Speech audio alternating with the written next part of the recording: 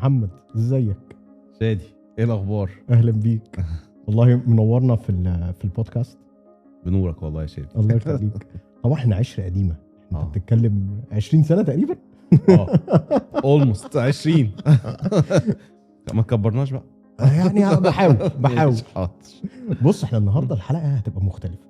تمام. يعني مش هنلتزم بالطريقه اللي هي التقليديه، هنخش في كام موضوع كده. أوكي. انا عارف ان انت بالنسبه لك حتى الموضوع كان مفاجاه. اه ف احنا هنتكلم النهارده عن المبيعات بتاعت السيارات. شكلنا هنقلع البدل ما هي اهو انت جايب تيشيرت وانا جاي لك النهارده بتيشيرت اهو. اوكي. بس لا فعلا هو النهارده هنتكلم عن السيارات عموما، ولكن من وجهة نظر الناس اللي هي جايه تشتري كزباين حلو. وكمان بياعين. فاحنا عندنا النهارده يعني هنطلع بقى اللي هي زي ما احنا بنقول عليها اسرار الشغلانه. ايوه. مش بس عشان من ناحيه الزباين او حتى للبياعين، ولكن هي نصايح، خلينا نقول ايه كده، تمام. اللي هو كل واحد من الاطراف سواء الزباين او حتى البياعين ياخدوا بالهم من ايه عشان يتداركوا ده. تمام. فاحنا النهارده هنبتدي بالزباين. نبتدي بالزباين. طيب هنخش الاول. الزبون عموما لما بيجي يشتري اي عربيه بيبقى دايما في دماغه كام حاجه. ساعات او اغلب الوقت هو ما بيبقاش فعليا محدد الاولويات اللي هو بناء عليها يشتري العربيه بناء عليها. بس يعني طبعا يعني احنا مثلا عندنا الميزانيه، عندنا حاجات كتيره زي اللي هي احنا فعليا هو بيدور على ايه في العربيه. هل هو بيدور على الركوبه ولا المواصفه ولا الاعتماديه، ولا هو بيدور على كاستثمار طويل الاجل، ولا بيدور على ايه؟ هو فعلا ما بيبقاش محدد بالظبط هو عايز ايه. ولكن اعتقد ان هم عوامل كتيره هم بيحددوا فعليا اختياره ده. خلينا نبتدي الاول من اول. انت النهارده لما بيجي لك وانا عارف ان انت اشتغلت في ماركات كتيره. يعني انت ابتديت سكودا، بعد كده تويوتا، لكسس، بعد كده نيسان، بعد كده في شركه يعني حاليا في المجال اللي هو بتاع السيارات اللي هي الكهربائيه. مظبوط. وانت احد الناس اللي هي اللي ماسك ماركه من الماركات اللي هي المعروفه. تمام. النهارده الزبون لما بيجي يخش لك انت بتصنفه ازاي او بتنصحه يعمل ايه؟ خلينا الاول نبتدي زي ما قلت كده، زي ما قلنا الزبون عموما بيبقى ايه اللي في دماغه ويصنفها ازاي، وبناء عليه هو حتى لما يبقى داخل عليك ازاي يبقى مرتب اولوياته. بص، هو قبل اي حاجه هو في دايما مشكله بتواجه الزباين. تمام. ان هم الاكسبكتيشن بتاعهم عالي قوي. تمام. التوقع يعني اللي هو انا عايز كل حاجه. تمام. he's buying a dream. هو بيشتري الحلم بتاعه خلاص. تمام. فهو بيخش بيقول لك ازاي العربيه ما فيهاش وازاي العربيه ما فيهاش، مع انه هو في الاول وفي الاخر هو جاي يشتري عربيه لسبب محدد. تمام. يعني في زبون مثلا جاي يشتري عربيه عايز يروح بيها الشغل. صحيح. في زبون عايز يشتري عربيه عائليه. تمام. في زبون عايز يشتري عربيه اوف رود از سكند كار، ان هو يطلع بيها اوف رودنج وادفنتشر والحاجات صحراء بقى، وعايز دفع رباعي وعايز الكلام من بالظبط. وفي ناس بتدور على السرعات، في ناس بتدور على اللكجري. فهي الكومبينيشن كلها كتير. تمام. الزبون بيجي يشتري على اساسها. بس في البدايه خالص تمام معظم الزباين بتبقى مشتته. تمام. بمعنى هي عايزه كل حاجه، وفي الاخر تمام بتضطر تاخد الحاجه اللي هي محتاجاها. تمام. فلازم الزبون قبل ما يجي ما يكونش عامل ان الحلم ده كبير قوي وان هو لازم يتحقق. تمام.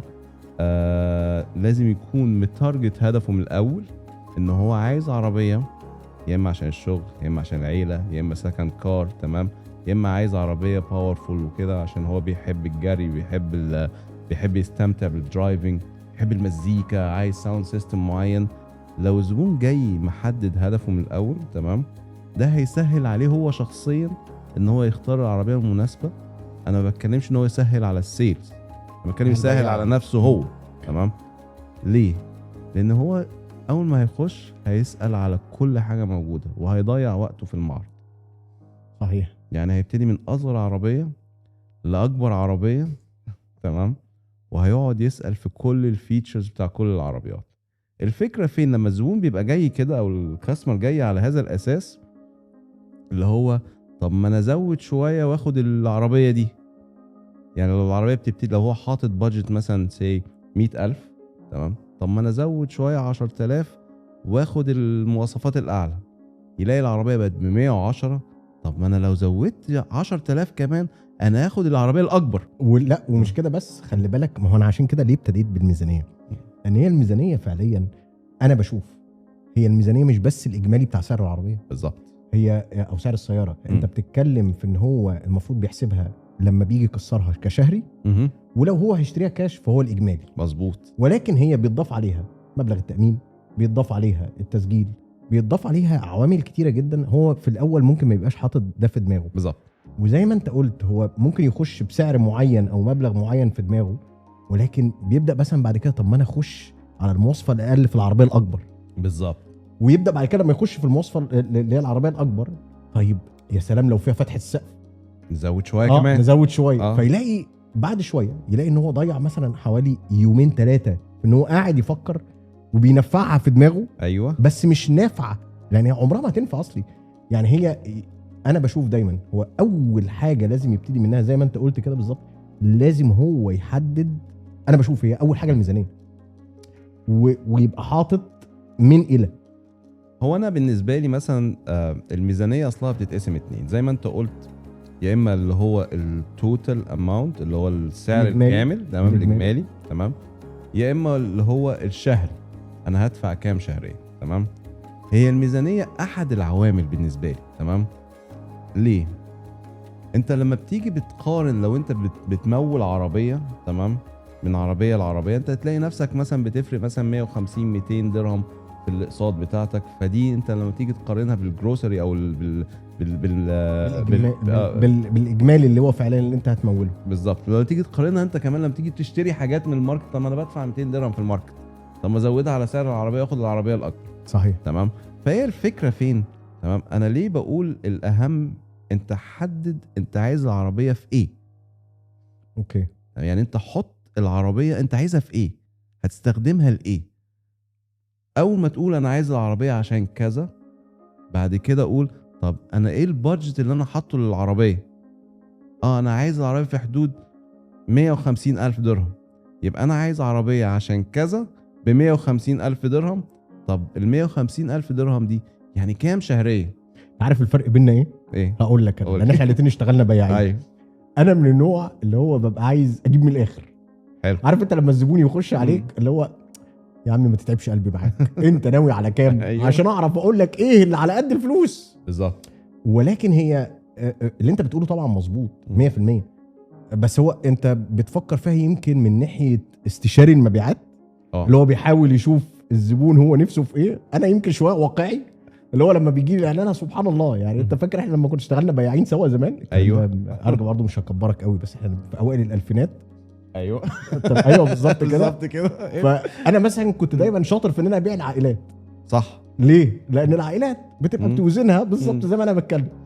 انت ما شاء الله عليك كنت بتبيع مخلط يعني وكان عندنا انواع بياعين كتيره، ولكن هنخش في البياعين بعدين. بس خلينا ناخد تاني الاولويات بتاع الزبائن، لان هو احنا قلنا الميزانيه وانت قلت دلوقتي حاجه مهمه جدا ان هو لازم يبقى محدد هو عايز ايه في العربيه بالظبط، عشان نعرف او نساعده يبقى هو فعليا عايز مرتب اولوياته في دماغه. صح كده؟ مظبوط. ايه تاني؟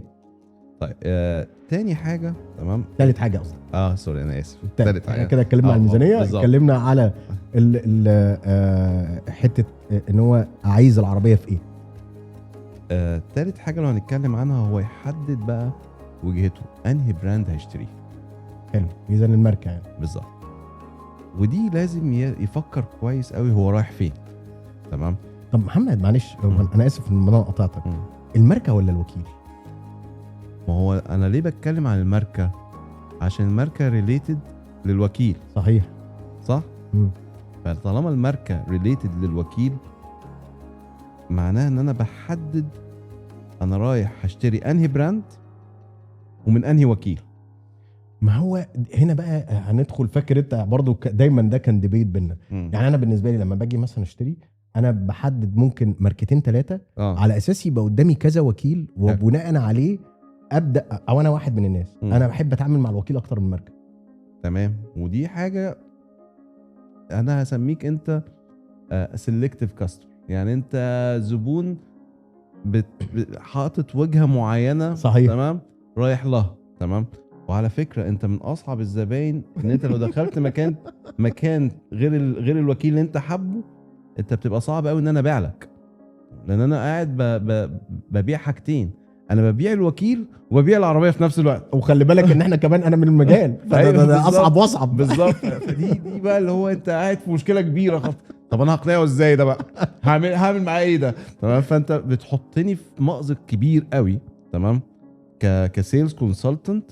تمام. انا هقنعك من انهي اتجاه. تمام. وهنا بيجي بقى دور البياع الشاطر اللي احنا هنتكلم عليه بعدين. تمام.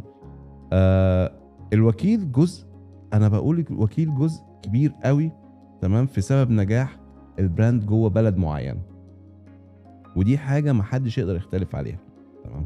فلو الوكيل ليه اسم كبير وليه هيستوري كبير، معناها ان الوكيل ده عمره ما هيضحي باسمه عشان يفضل دايما في التوب ليفل. ايا كانت الماركه اللي هيجيبها، هي هتكون كويسه طالما تحت اسم الوكيل ده، على اساس اللي هو الخدمات ما بعد البيع اللي هو يقدر يوفرها. بس في مشكله كبيره، في بعض الوكلاء جايبين ماركات معينه ما فيهاش فيتشرز تمام موجوده في حاجات كتيره في الماركت. دي كانت دايما قصه. بالظبط. دي كانت دايما، يعني دايما حتى تفكر زمان لما كنا بنشتغل، كانت دايما اكبر مشكله ان مثلا زبايننا اللي هم موجودين ساعات كانوا يروحوا يجيبوا عربيات جايه من بلاد حوالينا. ايوه دي حقيقة. بسبب المواصفه. بالظبط، بسبب المواصفات. وكمان انت مثلا لما كنت بتبيع برودكت ياباني، تمام، انت دايما بتعتمد على حاجتين، الوكيل والاسم والاعتماديه بتاعت العربيه نفسها، واسم العربيه. بالظبط، واسم العربيه، سمعتها في السوق. بس لما تيجي تتكلم مع الزبون تقول له العربيه فيها باركينج سنسور، ايه ده بس؟ العربيه انا عايز الشاشه، لان خلي بالك هو المواصفات اللي كانت بتنزل قدامك ساعتها هتلاقي اياميها كانت لسه الشاشه دي حاجه اختراع من اختراعات الزمن. بالظبط. في حين ان انت تلاقيها مثلا كانت ساعتها نازله في الكوري بسعر ارخص، تمام، فيها فيتشرز كتير قوي، واللي هو لا انا خلي بالك انا ببيع لك عربيه اعتماديه ما تقلقش، خلي بالك الوكيل بتاعي جامد. فهي الفكره، تمام، ده كان ناجح لفتره ما، مش هكدب عليك، والفتره ما الفتره قريبه كمان، مش فتره بعيده، ولسه في ناس بتؤمن بده. تمام. ومع ذلك برضو الزبون ده صعب قوي ان انت تقنعه بحاجه جديده في السوق. بس الوكيل والماركه اعتقد الاثنين لازم يكونوا كويسين. طيب ده يودينا للنقطه اللي بعدها، لان مثلا في زباين بالنسبه لهم ده استثمار. صح. وان كان انا دايما بشوف هي حته الاستثمار دي قابله للاخذ والعطاء، لسبب لان هي العربيات، وده ياخدنا للنقطه اللي هي المهمه جدا، هي مش ماهيش استثمار زي العقار. لا، هي مش هتحوش فيها الفلوس، لان هو فعليا انت بتدفع ثمن ركوبتك. بالظبط. بتدفع ثمن قد ايه انت عايز من مواصفات او من اعتماديه او من كذا جوه ثمن العربيه، وانت صح. مش حاسس بيها، هو صح. انت بتقنع نفسك ان هو استثمار، فانا بحوش الفلوس، لكن صح. هو فعليا هي مش حصاله. لا، ما دي احنا بنسمي العربيات depreciated asset، يعني دي سلع ذات قيمه تناقصيه. تمام. فما ينفعش تقول لي سلع ذات قيمه تناقصيه هي استثمار. تمام. هي الفرق ان هي بعض السيارات بتحافظ على قيمه معينه. تمام. ما عادتش كمان زي زمان، وزي ما انت بتقول مش زي زمان. تمام. بس هي القيمه بتتفاوت بنسب ما بين العربيات، والقيمه مش كبيره والفرق مش كبير. بالظبط، ده صحيح. تمام. فموضوع ان عربيات استثمار، لا، هي مش استثمار، هي قيمه، هي سلعه ذات قيمه تناقصيه. خلينا نكون واقعيين في الموضوع ده. الاستثمار زي ما انت قلت العقار. بالظبط، روح حط فلوسك في العقار بقى، ما تقوليش عايز تستثمر روح العقارات، هات لك شقه، هات لك فيلا، وات ايفر، بس ما تقوليش انا هستثمر في عربيه. ما فيش حد بيعمل كده الا لو انت جايب عربيه كلاسيك. تمام. يعني نادره جدا ومحافظ عليها دي ماشي زي أوكي. كانك شاري ساعه رولكس بالظبط يعني. انت بصراحه زي بالظبط اللي بيشتري حاجه معينه زي ساعه مثلا رولكس. بالظبط انا واحد من الناس انا عارف اللي بيشتري ساعه رولكس مثلا هو راجل حط فلوسه، لو راح باعها بعد 5 سنين 10 سنين، لو ولاده جم يبيعوها بعد كده هو هيكسبوا فيها. طبعا. ولكن العربيه، ما هو ده يودينا دايما للحته اللي هي التانية. الناس دايما لازم تبقى فاهمه ان كل ما انت استثمارك زاد في العربيه انت فعليا خسارتك هي نسبه مئويه، بالظبط ما هياش مبلغ ثابت. صح. وما عادتش الخرافه بتاعه ان في ماركات معينه ما بتخسرش فلوسها، هي دي حقيقه ما عادتش موجوده. طبعا كل الماركات بلا استثناء لا هي نسبه مئويه. اللهم ان هي هتفرق مثلا ايه 5% 10% بين دي ودي لما تيجي تباع بعد 4-5 سنين. صح. والنقطه دايما اللي اظن كمان الناس كتير مش واخده بالها منها، ويمكن احنا عشان احنا في المجال احنا عارفين ده. مصنعين السيارات بقوا بيصنعوا العربيات فعليا لغايه ان هي تبقى مع اول زبون لغايه 100,000 كيلو 150,000 كيلو وعلى 5 سنين بالظبط. وعامل حسابه ان هو الزبون ده عاده هو ده اللي هيغير من 3 ل5 سنين في صح. الفتره دي. ما دي احنا بنسميها اللايف سايكل. يعني الزبون ليه فتره استخدام معينه، تمام، واللي هي فعلا 3 ل5 سنوات. بالظبط. وهنا الافرج في الامارات هو 3 سنين. يعني صحيح. كل 3 سنين الناس بتغير عربياتها. وده مش عشان عيب في السيارات، هو لا. عشان ممكن الجو هنا كمان يعني صعب شويه ان العربيات تتحمل اكتر من كده. خلي بالك، تمام، دي بعض السيارات. خلي بالك يا محمد، وهي مش بس كده، هي كمان لان هو الزبون اللي في دول الخليج عموما عاده بيحب يغير في الوقت ده، ودي حاجه تانية. كعقليه وكطريقه تفكير. بس هي ليه يعني انا ممكن انا بفكر من ناحيه مور، يعني اللي هو بطريقه مختلفه شويه. هو اتحددت ال3 سنين، ده احد الاسباب، بس السبب الرئيسي ان العربيات هنا بتتهالك في 3 سنين اسرع، فالكونسيبت بقى سائد. الجو والرطوبه والطرق اللي هو بيمشي عليها بالظبط. انت ماشي بالعربيه درجه حراره 45 بره وماشيه العربيه معاك على سرعات عاليه، لان انت هنا السرعات بتعتبر من السرعات العاليه يعني في المتوسط من 100 ل 120 بالظبط. فدي احنا بالنسبه على فكره دي بالنسبه للعربيات سرعات عاليه مش قليله، تمام. فانت ماشي درجه 45 والعربيه بتسافر بتروح بتمشي في زحمه في رطوبه الجو بيقلب فجاه رمل، فكل ده بيأثر عمر العربيه. فعشان كده اتخلق كونسبت ال3 سنين، فده من خلال فكري انا. طيب هنيجي بقى للنقط، نرجع تاني للنقط اللي هي الزباين عاده بتبقى في دماغها. احنا قلنا الميزانيه، قلنا هو عايز العربيه ليه، قلنا كذا عامل زي اللي هو الماركه والوكيل. مظبوط. في برضو كذا حاجه تانية زي مثلا المواصفات اللي هو عايزها في العربيه ايه بالظبط. هل هو يعني انا واحد من الناس حط لي مثبت السرعه، ابل كار بلاي، انا تمام، الكرسي يبقى مريح، ايوه، على المسافات مثلا لما ابقى مسافر 4-5 ساعات ما انزلش ظهري وجعني. حلو. في ناس تانية لا، اولوياتها مختلفه. فهو انا بشوف انه مهم جدا ان هو يبقى محدد حتى حجم الرفاهيه او المواصفات اللي ليها علاقه بالرفاهيه ايه هي اللي هو متوقعها وبالنسبه له حد ادنى. صح ولا انا؟ مظبوط 100%. ما هي الفكره فين؟ ما دلوقتي انا لو بشتري عربيه للشغل وانا عندي عربيه، يعني عندي عربيه في البيت هي اوريدي عربيه كبيره وفيها كل المواصفات اللي انا عايزها. لو بشتري عربيه للشغل انا محتاج ايه؟ محتاج اللي هو النافيجيشن مع الابل كار بلاي مع خلاص والمثبت السرعه، لان انا مثلا بمشي هاي واي. في واحد مثلا بيته جنب الشغل، تمام، يعني هو بياخد العربيه بس عشان الدنيا حر اليومين دول بعد كده بيتمشى للشغل، تمام. فهو مش محتاج حاجه غير ان هي العربيه دي تسعفه في وقت الصيف مثلا، تمام، فاستخدامها يعني قليل جدا، تمام. وفي ناس بتاخد العربيات دي عائليه وشغل وكل حاجه، هي يعني عربيه واحده لكل حاجه، تمام. فده اللي بتلاقيه بيختار حاجات معينه تناسبه وتناسب ولاده، تمام، وفي نفس الوقت فيها مواصفات معينه، تمام، للولاد وليه ولمراته، تمام. وممكن كمان مراته بتستخدمها، تمام. ممكن يكون محتاج ميموري سيت عشان هو لما بيركب العربيه الصبح، تمام، بيبقى ظابطها ظبطه معينه، فهو عايز يرجع الكرسي تاني مكانه. بالظبط. فهي بتختلف فعلا من زبون لزبون. عشان كده احنا بنقول للسيلز دو ا كواليفيكيشن. لازم يتكلم مع الزبون، ولازم يصنف بالظبط ايه هي الاولويات عنده في الحاجه اللي احنا بنتكلم فيها دي. من حاجه مثلا من الحاجات اللي هي المهمه جدا، مش كل الزباين مثلا بتبص على اللي هي الصرفيه او اللي هو الكوست اوف اونرشيب اللي احنا بنسميه الصرفيه بتاعت العربيه على المدى الطويل، اللي هي هتصرف معايا قد ايه صيانات، هتصرف معايا قد ايه قطع غيار، هتصرف معايا قد ايه في الكلام. طبعا في بعض الماركات او بعض الوكلاء بيعملوا زي عقود صيانه، ده طبعا بيسهل كتير طبعا.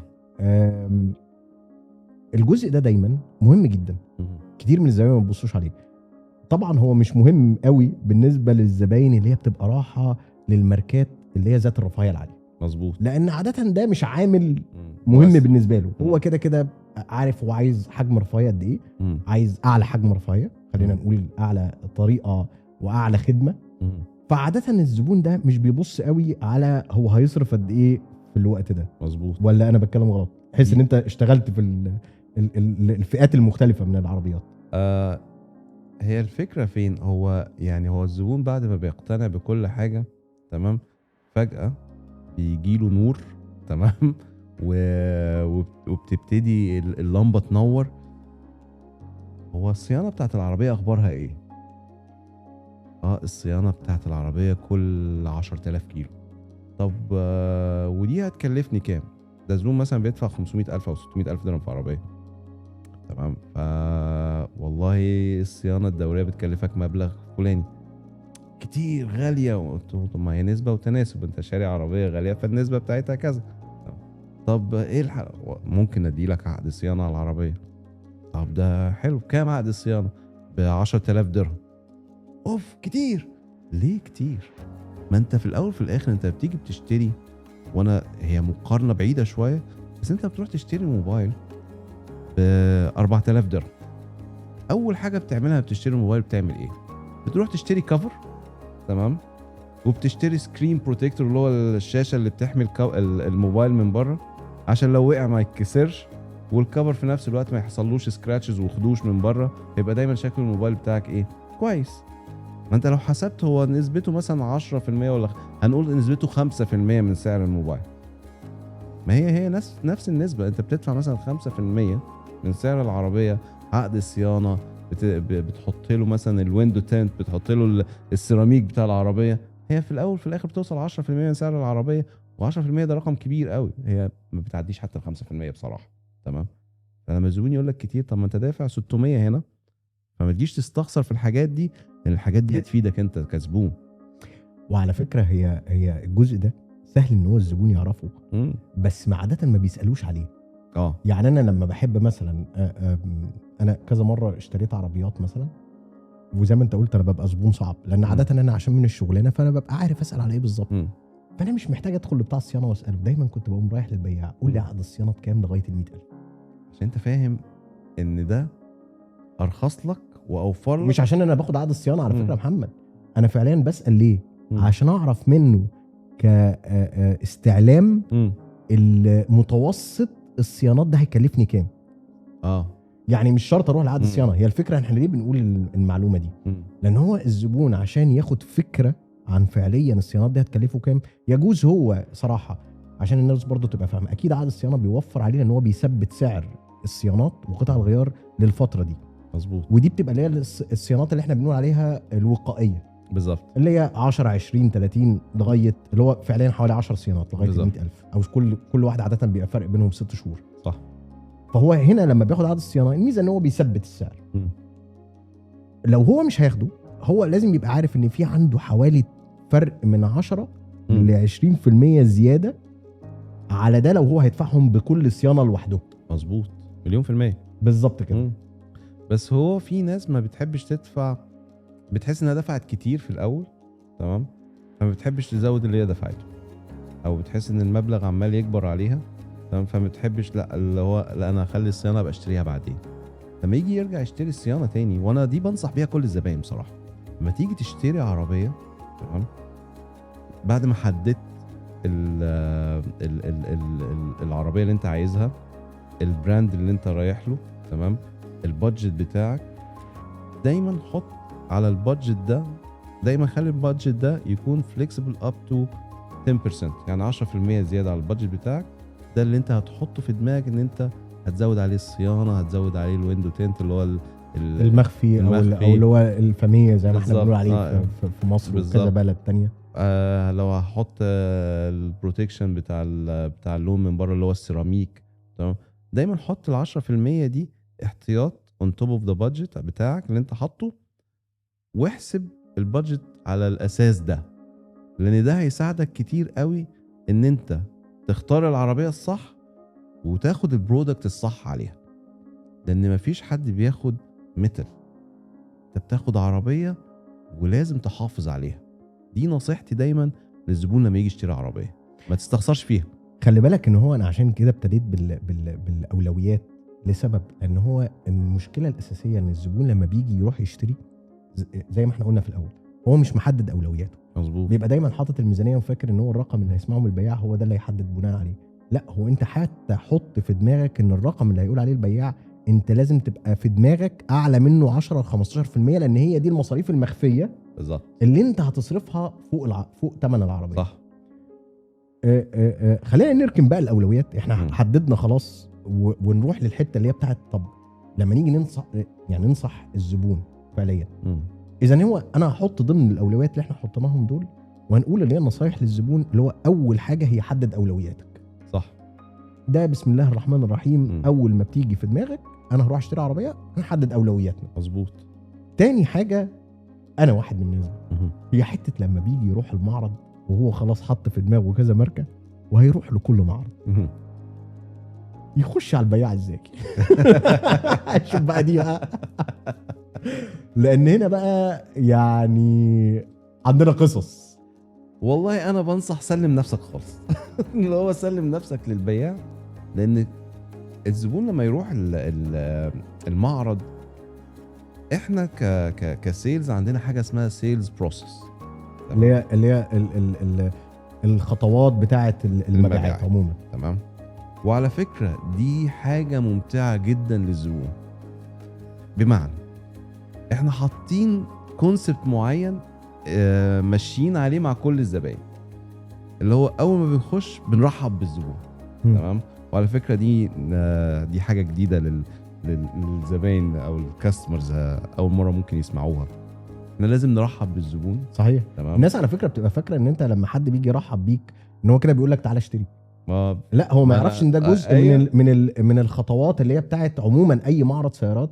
لازم يرحب بيك، لازم يشوف انت حابب اساعدك ازاي. بالظبط. هو ولكن طب كمل، لان هو في جزئيه بعديها انا حابب ان احنا نستفسر عنها. بالظبط. فهو اول ما يخش هيلاقي جريتر او حد في الريسبشن بيقول له، اللي هي موظفه الاستقبال. بالظبط. بتقول له بترحب بيه وويلكم تو اور براند والكلام ده كله. بعد كده هتوجهه على حد من السيلز، من الشباب بتوع البياعين. تمام. بتوع البيع هيعرض عليه شاي وقهوه والويلكم درينكس اللي احنا بنقول عليها. تمام. ويبتدي يتعرف عليه. طب قبل التعرف يا محمد، انا لازم اوقفك هنا بصراحه. قول. يعني انا دايما من ايام ما كنت بياع زمان وانت نفس الكلام، كان دايما عندي مشكله مع الزباين اللي بيروح يقابل كذا بياع. احنا هنرجع تاني لنقطه اللي هو لما بيجي خلاص يخش ويتكلم مع البياع. انا بشوف دايما مهم جدا ان الزبون يشوف هو هيرتاح مع انهي بياع من اول نقطه. مظبوط. وما يقعدش يزور كذا معرض، لان هو فعليا مش هيلاقي فروق. حتى لو هو كان متخيل ان في فروق، هو فعليا مفيش. صح. هو الفكره، هو الزبون فعلا لو هو مش مرتاح تمام من اول ستيب، تمام، هو عنده اختيارين. تمام. يا اما يقول للبياع صراحه انا بصراحه عايز اتعامل مع حد تاني. بالظبط. وما يتحركش. على فكره ده مش يعني انا عايز اقول للزبون حاجه، انت ما بتحركش البياع، لان البياع خالص فاهم كويس جدا ان انت ممكن تكون مرتاح للتعامل معاه او لا، فممكن يوجهك على حد تاني من زمايله. تمام. ما احنا ممكن نلاقي واحده مثلا ست جايه تشتري عربيه، عايز تتعامل مع واحده ست. تمام. فهي ممكن تطلب لو سمحت انا عايز اتعامل مع واحده ست. تمام. من حق الزبون يطلب اللي هو عايزه. تمام. فبعد كده بيبتدي نقطه ايه، والحاجه التانية فعلا ما تروحش لكذا بياع. يعني بعد ما خلصت كل حاجه مع السيلز ده او البياع ده، ما تروحش لحد تاني.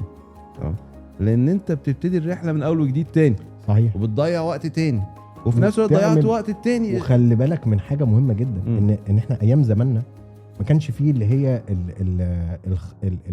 البروسيس او اللي هي الاتمته بتاعه الانظمه، ان هي كانت كل حاجه على السيستم. مظبوط. فكان الزبون بيخش هنا ويخش هنا ويخش هنا، والبياعين كان ما شاء الله نقعد كلنا نضرب في بعض. ايوه، على الزبون واحد. أيوة. وده انا قابلته قبل كده وده انا قابلته قبل كده. بالظبط. انما دلوقتي اصلا هو اول ما بيقول سلام عليكم متاخد اسمه ورقم تليفونه، كل حاجه متسجله، كل حاجه اتسجلت. بالظبط. فهي الفكره، هو كمان بيسهل على نفسه لو هياخد خصم او هياخد اوفر او هو لو في امكانيه ان ده يتعمل لما هيقابل كذا حد، ده بيتعمل له بلوكينج اوتوماتيك او بيتعمل له وقف من اي اداره. هو يعني ده للاسف اللي هو الناس مش واخده بالها منه. يعني هو لو الزبون مش عارف، احنا بنبعت ايميلات للفروع التانية، تمام، بنقول ان الزبون ده الشوبينج اراوند. يعني ايه شوبينج اراوند؟ يعني انت جزار هنا وجزار هنا وجزار هنا. بالظبط. يعني الزبون ده بيلف على المعارض، تمام، عشان داخل الكارفور بيطمن على المنتجات. بالظبط. بيلف على المعارض عشان ياخد احسن سعر. خلي بالكم، وده الاوفر اللي احنا اديناه له، فهيروح اي معرض هيلاقي نفس الاوفر، تمام. وللاسف هو بيلاقي كمان ان هو وصل للموضوع ان هو بقت الناس عارفه ان هو هيز شوبينج اراوند. بالظبط. فدي حاجه ما بتبقاش في صالحه.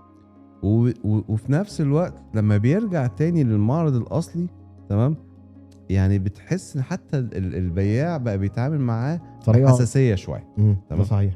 فانت من الاول دخلت مكان كمل فيه للاخر، الا لو ظروفك ما سمحتش ان انت تكمل في اماره معينه ولازم تروح اماره تانية، فانت ممكن تقول للبياع معلش انا اتنقلت اماره تانية، انا مش هينفع اكمل في الاماره دي، الاماره التانية دي افضل لي. ساعتها انت معاك عذرك. لا، وحصلت معايا قبل كده. انا قبل كده رحت حجزت في معرض وقلت للبياع، قلت له بص انا مش هعرف اجي لك تاني، ولكن شوف انت حابب اذا كنت اكمل معاك وانت تخلص لي الحاجه من فرع تاني، انا ما عنديش مشكله، او حابب تحولها على المعرض التاني، انا برضو ما عنديش مشكله، ولكن انا مش هعرف اجي لك تاني.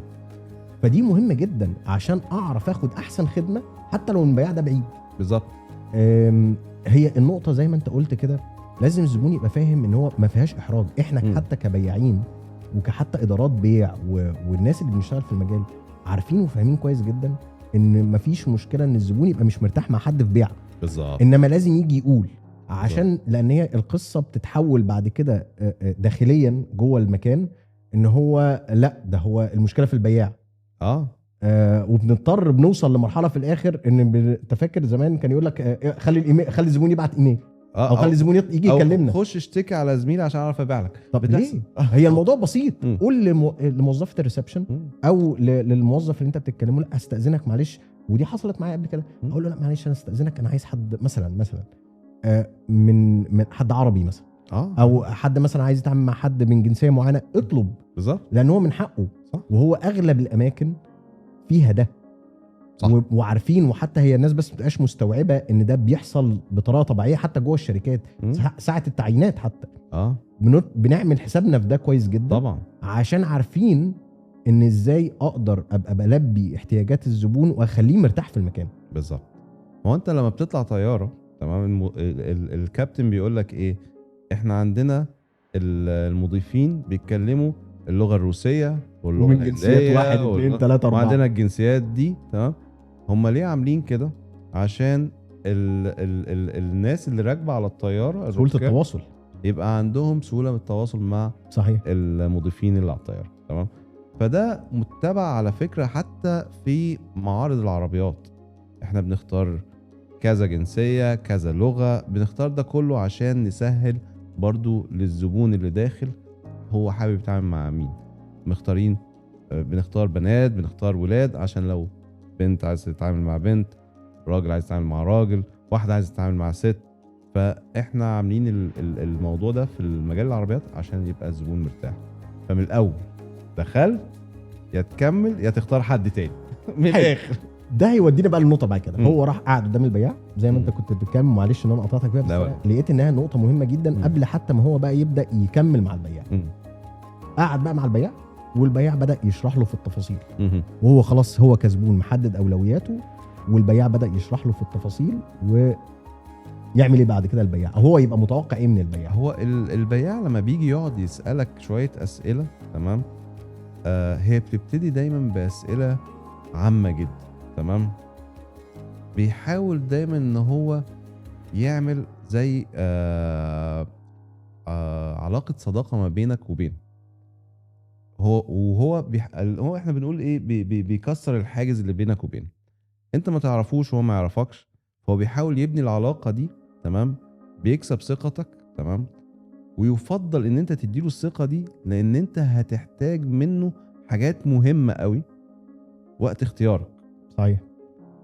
فخليه ياخدك في السيكونس ده، في التدرج ده، تمام، لغايه ما انت نفسك فعلا تكون فكيت وتبتدي تبوح له ببعض الاسرار. اللي هو بناء عليه يقدر يساعدك. بالظبط، ان هو المفروض يساعدك بقى خلاص، هو عشان يحدد لك انت هتروح فين.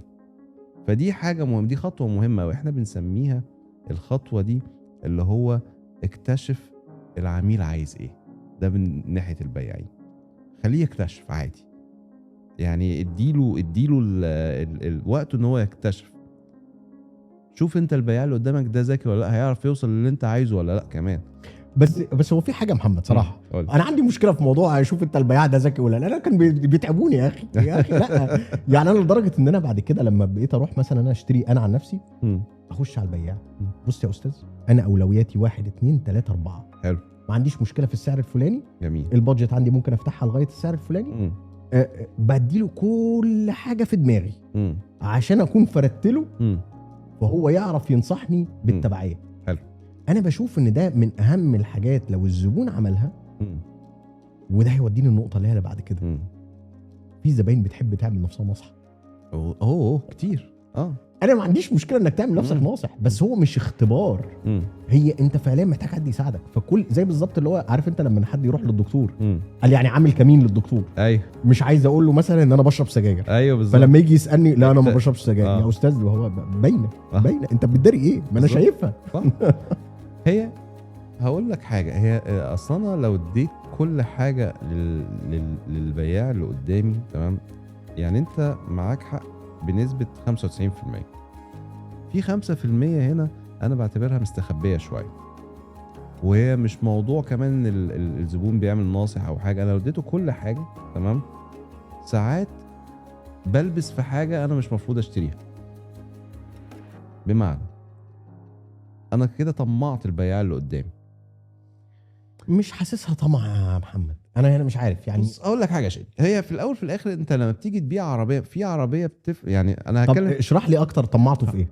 هقول لك، انا دلوقتي انت لو فتحت لي البادجت بنسبه 15%، تمام، حلو، وانا عندي العربيه اللي انت عايزها وموجوده وفي الستوك ومناسبه لاحتياجاتك جدا، تمام، بالنسبه لي انا كبياع انسنتيف عموله اقل من العربيه اللي لو زودت ال 15% اللي انت مش عايزها عشان انت فتحت لي المجال، طب ما ابيعها له واكسب.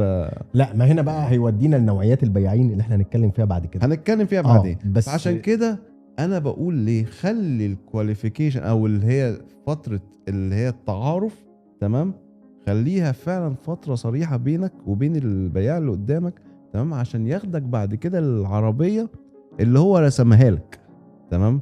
انت بتحب انت مشاويرك بعيده، انت بتستهلك بنزين قد ايه، انت بتمشي كام كيلو في اليوم، انت بتسمع مزيكا، انت في عيله معاك ولا لا، في حد بيركب معاك العربيه، انت بس اللي هتسوقها ولا حد تاني. جاوب على كل الاسئله دي. بس حتى في دي يا محمد هو ممكن مش هقول كلمه يتحايل عليها، بس هو ممكن الزبون نفسه يتعامل معاها. وانا بشوف هو ده يعني عشان تبقى العلاقه فيها مكسب للطرفين. انا ما عنديش مشكله ان البياع، واحنا عشان احنا كنا بياعين مره تانية، فانا متفهم ان حته ان هو هو بيبقى عينه على العموله ازيد، عينه على العربيه موجوده في المخازن او لا، عينه على حاجات كتيره، الالوان الخارجيه والداخليه، بالظبط، حاجات كتيره، مدى حتى ان هي هيتعب فيها ولا لا عشان يعرف يجيبها للزبون او لا. انا بشوف ان دايما لازم حتى الزبون هو رايح البياع يكون عامل الواجب اللي عليه او الهوم ورك، يعني مظبوط، ادور شويه. وهو الزباين دلوقتي بقت مختلفه تماما عن زمان، وانا بصراحه انا مبسوط بالحته دي.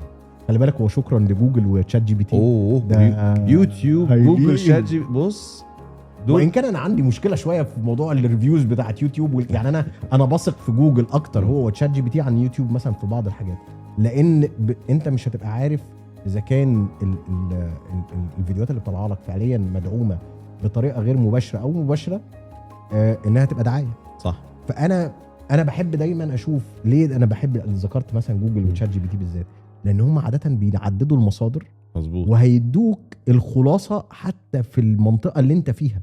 صح، لدرجه حتى متوسط الاسعار بالظبط كل كده. حاجه. يعني انا ببقى مبسوط قوي من الزبون اللي داخل بصراحه عارف هو العربيه اللي جاي يشتريها فيها ايه، لان ده بيسهل حاجات كتير. انا مش محتاج اشرح كل المواصفات بقى، تمام؟ انت يعني لما اجي اقول له اصل العربيه دي فيها نظام اللي هو المحافظه على الطريق، بتخليك في الطريق ما تخشش يمين ولا شمال، هو ما انا عارف انت عندك اللين كيب اسيست. انت انا بحب اتعامل مع الزبون ده قوي، لان هو بيبقى فاهم جدا. على فكره ساعات احنا بنتعلم من الزباين، بنلاقي فيتشر مثلا او مواصفه في العربيه احنا ما نعرفهاش وممكن ما تكونش مكتوبه في الكتالوج ويجي يقولها لي، فانا اقول له ده بجد موجود في العربيه، وبنقعد نهزر مع الزباين، ده بجد موجود في العربيه، انا كنتش اعرف، طب كويس انا هبيع عليها المره الجايه. فدي انا بحب الزبون برضو اللي هو يكون فعلا عامل الهوم ورك، اللي هو مذاكر قبل ما يجي، تمام؟ بس برضو لسه بنصح سيب نفسك. انا شايف يعني احنا ممكن مش هقول نختلف في النقطه دي، بس انا شايف ان هي حلها فعليا ان الزبون يبقى في دماغه موديلين 3. ماشي، انا معاك، انا بقول سيب نفسك ما طبعا هو كده لازم يفهم او يسيب نفسه ككواليفيكيشن، البياع يعرف يصنف وبالتالي يقدر يساعده احسن، لان هو اكيد مهما كان وصل ان هو عمل الهوم ورك، انا اكيد ممكن ما ابقاش شايف ايه اللي عند البياع، انا ما اعرفش المخزون، ما اعرفش الالوان، صح، ما اعرفش الحاجات دي. انا مش بقول ان هو يثبت، بس يفتح القوس او قوسين يعني، ويحط فيهم الحاجات اللي هو ممكن يتقبلها، بحيث ان هو ايه اللي بالنسبه له سقف التوقعات، ولذلك يبقى الحاجه اللي هو البياع يقترحها عليه يبقى هو قابلها وهو مبسوط. اصل انت يا شادي انا عايز افهمك حاجه، اصلا سيب نفسك دي انت مش فاهمني انا قصدي بيها ايه. انت جاي معرض، تمام، زياره، انت رايح مكان يعني بتشتري عربيه، انت بتعمل حاجه فن، فهي رحله انت داخلها. انت عارف ان انا عمري ما استمتعت بالرحله دي، دايما لما كنا بنروح المعارض كاني رايح شغل بتاع ناس زمايلي ورايح ازورهم سلام عليكم، بقعد انا بالنسبه لي ببقى قاعد متكدر، انا مش قاعد في الرحله اللي انت بتتكلم فيها دي خالص. انت رايح رحله انبسط بيها، تمام؟ فانا بقول لك سيب نفسك، عشان الراجل ده هياخدك بعد كده يوريك عربيه ويفرجك عليها من جوه ويقعدك جوه ويوريك العربيه من قدام والشنطه ويفتح لك البيبان. انا اضحكك على موقف معايا انا شخصيا. احمد صاحبنا احمد حمدي حبيبي بالظبط، كان هو ايام زمان كان بيشتغل في BMW، انا رحت اشتريت منه عربيه، انا اشتريتها على القهوه. حلو قوي. كنا قاعدين في رمضان بعد الفطار، مفيش رحله خالص، مفيش، ده شيشه حضرتك. فانا بساله بيقول لي ده في عربيه كذا كذا كذا يعني طلع عينينا اليومين دول واوفر والناس جايه وبتاع، فقلت له العربيه دي بكام وبتاع، فلقيت سعرها كان عليها خصم يعني رهيب. قلت له طب بقول لك يا احمد انا عايز اجربها. رحت له تاني يوم المعرض، انا بالظبط انا رحت له ما اتكلمتش مع حد، دخلت على عنده، احمد انا عايز اجرب العربيه، راح مديني المفتاح وهو راح جاي ركب جنبي. انا قعدت لفيت لفه حوالين المعرض، أيوه. والله اقل من 3 دقائق، لدرجه احمد بيقول لي يا ابني ما تلف، قلت له لا تمام يلا. قال لي يلا فين طب يعني انت عايز ايه بالظبط؟ قلت له يلا هشتريها. فاللي هو قال لي طيب ما يعني هتعمل ايه؟ قلت له ايه، ما انا البنك موجود هخلص معاك. كانت العربيه سبحان الله يعني هي ما كانتش موجوده في الاستوك، المفروض انها جايه، اجراءات البنك خلصت والعربيه لسه ما جاتش. جميل، تمام. بس القصد من ده ايه؟ ان هو في زبون بيبقى عامل الهوم ورك كويس قوي، مزبوط. هو عارف كويس قوي هو بيدور على ايه، وبالتالي ده يعني بياخد دقيقتين الا ربع. مظبوط، from A to Z على طول، مفيش الاي بي سي الكلام ده كله. ما انا بتكلم ليه بقى موضوع الرحله دي، زي ما قلت لك انت بدات دخلت المعرض، اترحب بيك، شربت شاي، اتعمل لك الكواليفيكيشن المظبوط، الريليشن شيب، عرفت حد في الوكاله حتى لو مش هتشتري منه، تمام، خدك ورالك العربيه، وفي الاخر خدك فسحك بره المعرض بتيست درايف. انبسط. ليه لا ما تنبسط يعني؟ ايه المشكله؟ لا انبسط، خد راحتك خالص يعني. انت خد الراجل اللي هيدي لك مفتاح عربيه. انت عارف ان في زباين كانت بتخاف من التست درايف، انا بستغرب. وحتى كنا تفتكر تويوتا مثلا زمان كانوا بيعملوا لنا تارجت للتست درايف. مظبوط. انا واحد من الناس اللي هو طب اعمل التارجت، الزبون مش عايز يطلع تست درايف والراجل اشترى. انا عايز اقول لك حاجه، التارجت لسه موجود. لحد يومين طب انا اقول لك على حاجه انا كنت بعملها مم. والله العظيم، ودي ممكن يعني مش عايزين نغشش البياعين. حلو. انا كان الزبون قبل ما يعني خلاص اشترى، وانا عشان اخلص التارجت كنت بمضي الزبون على ان هو عمل تيست درايف. ما اعمل ايه طيب؟ الراجل مش عايز تيست درايف. دلوقتي ما ينفعش للاسف. انت مجرد ما بتطبع السيستم بيحسب لك انت طلعت قد ايه تيست درايف، ولما رجعت تمام قعدت كام دقيقه بالظبط عشان تدوس تاني على السيستم. لا ما انا هقول لك انا كنت بعمل ايه زمان مش عايزين نذكر فين بالظبط انهي شركه. اوكي. بس في الزمان الجميل كنت بطلع لبتوع الدليفري تمام، واقول له بص اطلع العربيه لف بيها لفه وامضي ان انا طلعت. ايوه ده اعمل ايه طيب؟ ده مانيوال. بقول لك الزبون مش عايز يعمل خالص الموضوع. أيوة. طب انا اعمل ايه؟ ما دي دلوقتي الموضوع اختلف شويه. دلوقتي الناس بتحب تجرب. يعني انا لو انا هخش محل ملابس تمام، هقابل بياع لطيف بيسالني انت بتدور عليه، بدور على بدله. والله البدله الايه؟ بص البدله الايه؟ للشغل، سهره، فرح. اقول له انا عايز البدله للشغل. طب اللون الازرق مناسب جدا للشغل. طب حلوه الزرقاء دي. طب ما تخش تقيسها. بتخش تقيسها تمام، شكلها حلو عليك، بتشتريها وتمشي. ما هي دي الفكره. انت داخل هيتشرح لك، هيقولوك انت عايز ايه، هيوروا لك العربيه، هتجربها، هتقيسها تمام، عجبتك ناسبتك، هترجع تاني والله العربيه دي حلوه. ما هو انت لو محدد عربيه معينه باولويات معينه بمواصفات معينه، صدقني هو البياع مش هياخدك بعيد تمام. هو ممكن يعمل لك ابجريد صغير بحسبه صغيره جدا، تلاقي نفسك مثلا دافع ايه على نفس العربيه اللي انت طالبها او بمواصفات احسن شويه، بس دافع 100 درهم زياده. بالظبط تمام. فهو اللي بيبقى عارف هو عنده ايه بالظبط يناسبك اكتر. ده حقيقه. تاكد ان البياع هيدلعك تمام. كونسبت ان البياعين كلهم نصابين والكلام ده كله، ما احنا هنخش دلوقتي في انواع البياعين يعني. دي النقطه اللي بعد كده هنبقى نتكلم عنها بعدين. مفيش مشكله. بس خلص الرحله بتاعتك خالص، انبسط بيها تمام، وارجع ساعتها انت تكون خدت القرار بعد ما تكون جربت العربيه، لان ساعتها انت فعلا هتقدر تاخد القرار الصح.